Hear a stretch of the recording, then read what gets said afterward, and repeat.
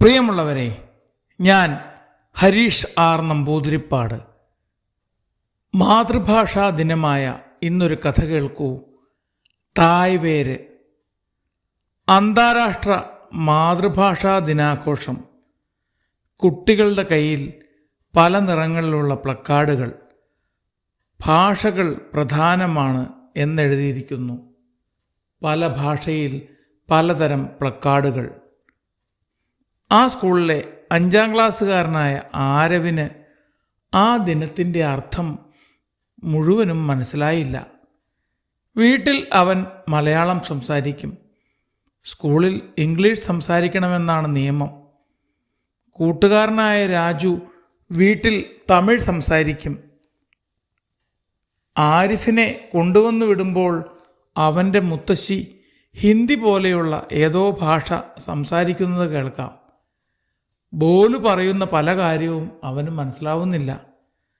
എന്തിനാണ് ഇത്രയും ഭാഷകൾ എന്നായിരുന്നു അവൻ്റെ സംശയം. അങ്ങനെയിരിക്കെ മാതൃഭാഷാ ദിനത്തിൽ മലയാളം അധ്യാപിക പറഞ്ഞു, ഒരു മരത്തിന് പല ശാഖകളുണ്ടാവാം, പക്ഷേ വേരൊന്നാണ്. മനുഷ്യരുടെ വേരാണ് അവരുടെ മാതൃഭാഷ. അത് നഷ്ടമായാൽ നമ്മുടെ അടയാളം മാഞ്ഞു പോകും. തായ്മൊഴിയാണ് നമ്മുടെ തായ്വേര്. ടീച്ചർ തുടർന്നു. ഭാഷകൾ അവരുടെ സംസ്കാരവും പാരമ്പര്യവും സംരക്ഷിക്കുന്നു. മറ്റൊരാളുടെ ഭാഷ മനസ്സിലാക്കുമ്പോൾ അവൻ്റെ മനസ്സും മനസ്സിലാക്കാൻ കഴിയുന്നു. അതാണ് സമാധാനത്തിൻ്റെ വഴി. നമ്മുടെ രാജ്യത്ത് എല്ലാ ഭാഷകൾക്കും തുല്യമായ അധികാരമുണ്ട്. മാന്യതയോടെ ഏത് ഭാഷ സംസാരിക്കാനും അവകാശവുമുണ്ട്. ഏത് നാട്ടിൽ പോയാലും ഞങ്ങൾ വീട്ടിലെത്തുമ്പോൾ മാതൃഭാഷ മാത്രമേ സംസാരിക്കാറുള്ളൂ, രാജു പറഞ്ഞു.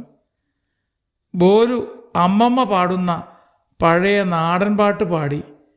വാക്കുകൾ മനസ്സിലായില്ലെങ്കിലും ആ പാട്ടിലെ സ്നേഹം എല്ലാവർക്കും അനുഭവപ്പെട്ടു.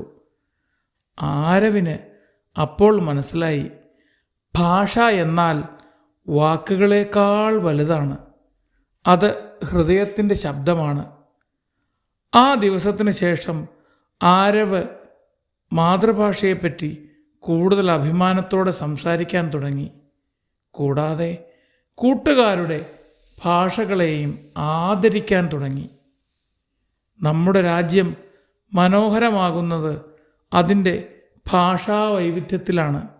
ഓരോ ഭാഷയും നിലനിൽക്കുമ്പോൾ മാത്രമേ സുസ്ഥിരവും സമാധാനപരവുമായ ഭാവി നമുക്കുണ്ടാവുകയുള്ളൂ.